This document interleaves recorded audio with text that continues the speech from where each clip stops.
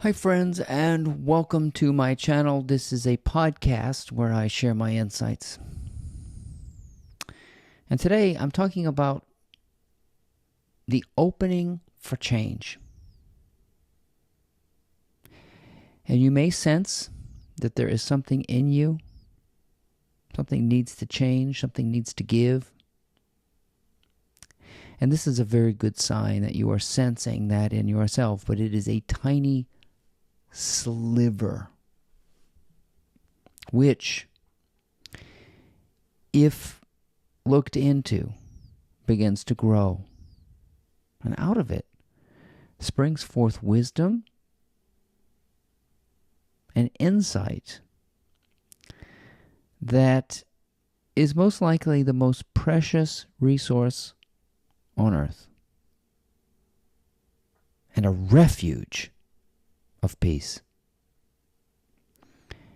And it does transpire in a change in circumstances. But it starts with that little understanding that you're ready for a change. Likely you are if you're watching this video. Stick around so we'll talk about the opening for change.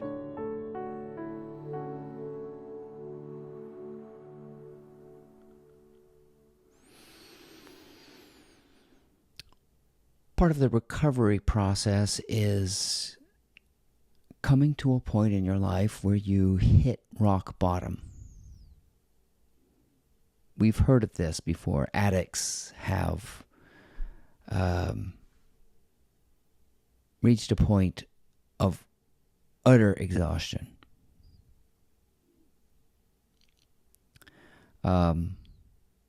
Alcoholics, sex addicts, scrolling addiction could be the next thing that people will suddenly or gradually come to. But one of the things that's really important to understand about people who are yet to recover from the conditioned mind is they haven't recognized this exhaustive point. And you cannot help someone who hasn't invited you in yet. In the same way that a doctor cannot help a patient unless the patient believes. And there's a lot of placebo effect that's necessary for someone to recover from an illness.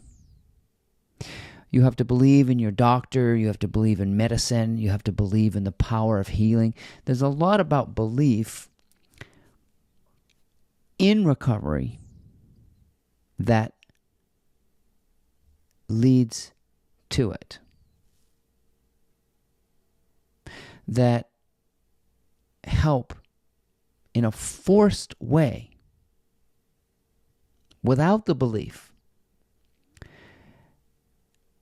doesn't work as successfully, and in some cases fails utterly. I mean, it's like having an intervention with a heroin addict and you make them go to recovery. They'll follow the steps, they'll do everything, but not soon afterwards, they fall off the wagon. The same phenomenon occurs when you give someone money. The impoverished who win the lottery fall off the wagon. They can't seem to keep the money you give them, or the home you give them, or the winnings you give them. They can't seem to stay in the sense of prosperity until you realize that this is an addictive phenomenon. It's an internal issue that can't be cured unless there's an opening for change.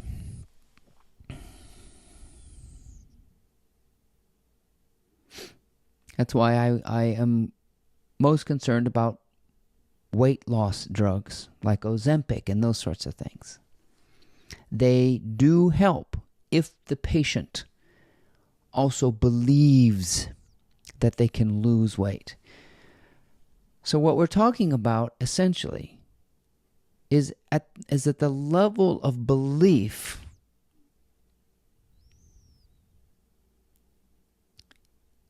how do we get people to that point where they are sick and tired of being sick and tired? Steve Harvey once said, I just got so tired of being poor. That was what he credited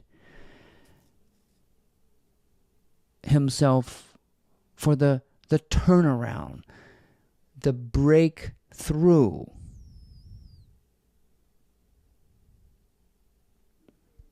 There's that rock bottom reference once again. And we see this repeated over and over again, that this opening for change happens as spontaneously as a rainstorm.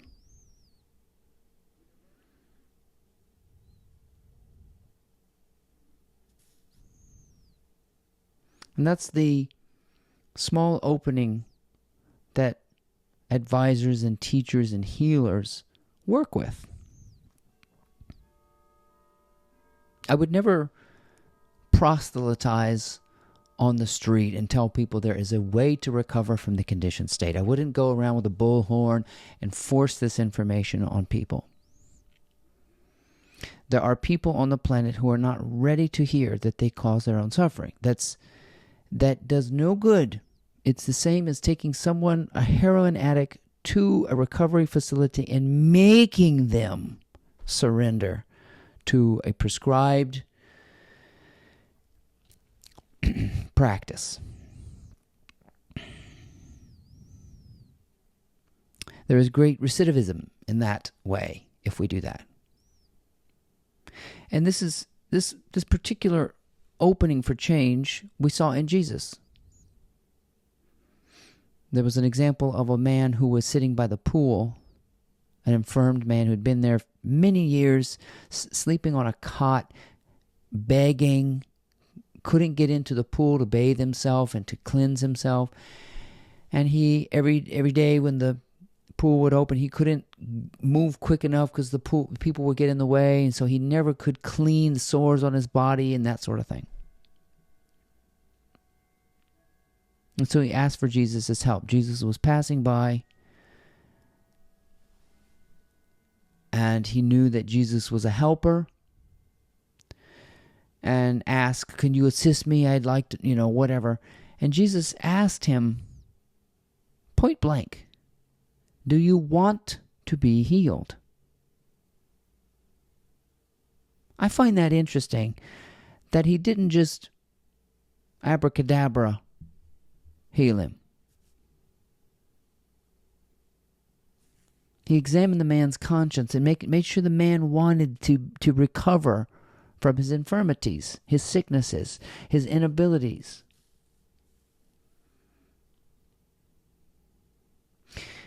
And the man said, yes. And so Jesus said, pick up your bed. Get up.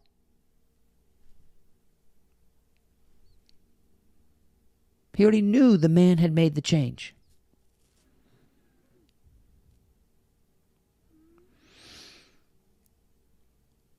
But that's the opening that you may recognize in yourself. You've had enough. And if you're still not quite sure if you're there, whatever you've been praying for to change in your life, you must acknowledge that you are praying to change yourself. That's where change begins, in that little sliver of recognition that the outside world is not happening to you. And it takes a really long time to understand the epicenter of change. We've heard it. Be the change you want to be. And that tiny little gap that I was talking about, the opening for change, we hear that in our language everywhere. It's called the silver lining. Every cloud has a silver lining, which means you can extract some kind of benefit from every single hopeless situation. That no matter what you see as an ending, an incapability, a disability, whatever, someone multiple times has found a way to extract a benefit from being broke.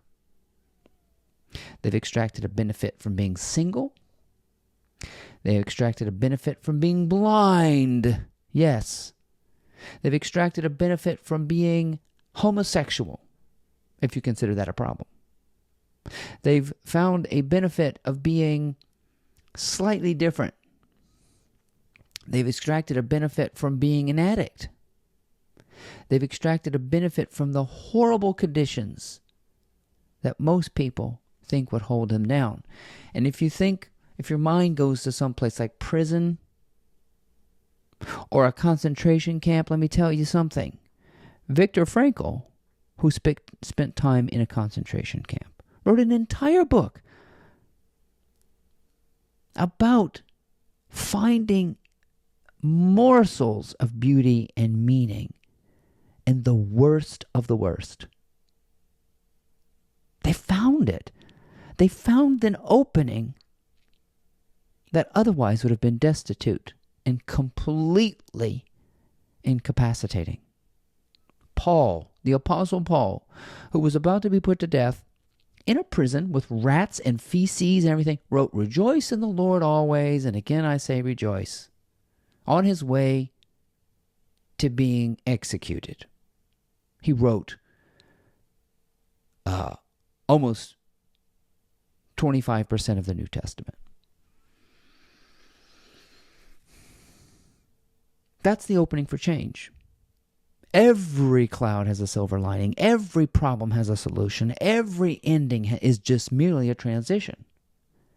We also use language like the benefit of the doubt. Why would doubt be beneficial? Because nothing is final. Nothing is doom and gloom. It's just that we haven't understood both dimensions of the human mind. That's all. The conditioned state is a horizontal view of the world. That the earth is flat. You might consider it flat earth thinking. I'm not going out there because I'm going to fall off. And the creative mind is the vertical dimension.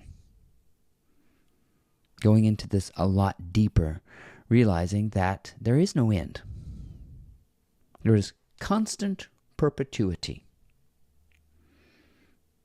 It's a bit like Christmas morning. Some people are waiting for Christmas morning. But some people realize it's really Advent. Advent means anticipation. Don't you remember being a kid and being so excited about anticipating Christmas? And Christmas is kind of a letdown. This idea of getting there is kind of a little bit of a letdown. Advent to me is adventuring. It means that everything is under wraps and there's no way to spoil the surprise. The question is, how comfortable are you with this one truth? Anything could happen. For many people, that creates a sense of pure angst that anything could happen. And they don't understand that the element of surprise will always be there. And you have a choice whether or not to be in anticipatory delight or complete disgust with the fact that you can't control the future. And it's not until you get really cozy, really comfortable, and downright nosy about the notion that anything could happen, including death. We start probing things that look like endings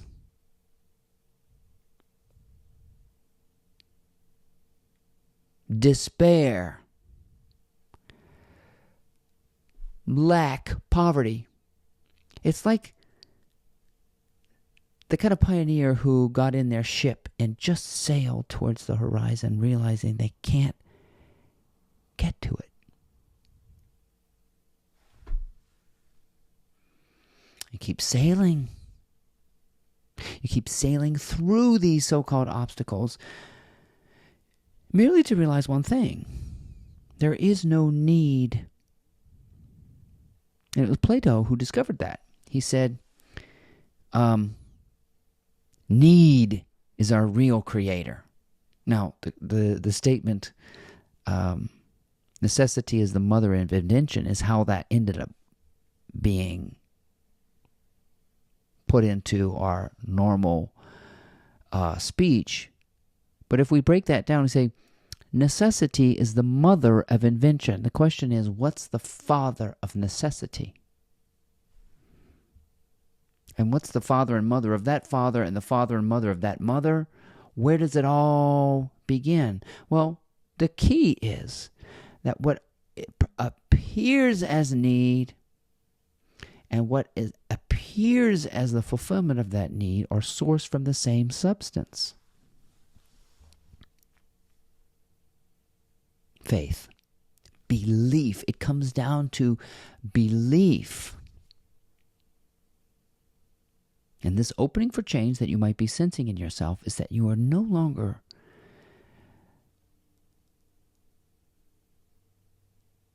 diluted by your belief.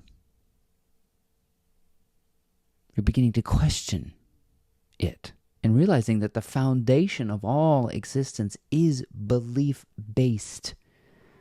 Life is but a dream. In that space of change, you're beginning to awaken, become lucid, to shake yourself out of the belief that you can't, the belief that you rank below or higher, and the belief that you have an original idea. Not to quote Jesus again, but he said, "These words are not mine." And I say the same thing. These words are not mine. I don't know where they come from. They flow from the same place that the silence flows from. It's just that some of us have dived into that so-called rock bottom only to find out there is no rock bottom. I love J.K. Rowling's next book, which is, she calls it The Fringe Benefit of Failure. I think that's the name of it. I can't wait to read it.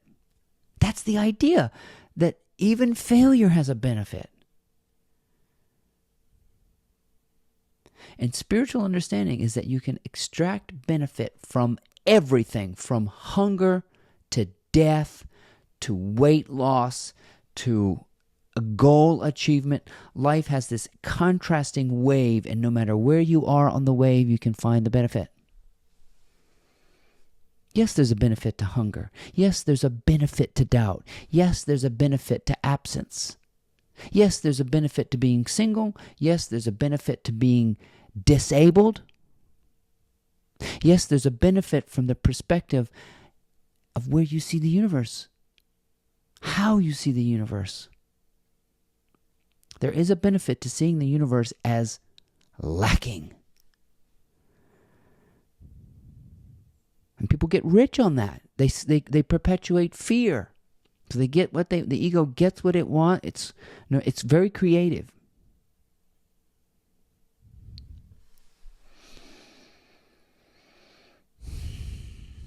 So this opening for change is an important understanding that you are awakening all by yourself. You're not choosing this. There is no choice but to awaken to the love of surprise. It's always, everything's under wraps. Every moment, anything could happen. It means it's under wraps. You keep unwrapping something, and then you get a desire, and you fulfill it, and you unwrap it some more, and you keep unwrapping it, and it's always under wraps. So the totality of possibilities is so intimately entwined in this. You either begin to trust it or you run from it. You begin to think that there's an end, or you understand this is going to last forever. Get on board with it. Open it further, and you realize everybody's given a fair shot at this to extract the benefit of everything you've been through. And you keep extracting benefits, and that's called making the most of it. And that's the creative mind. There is no end.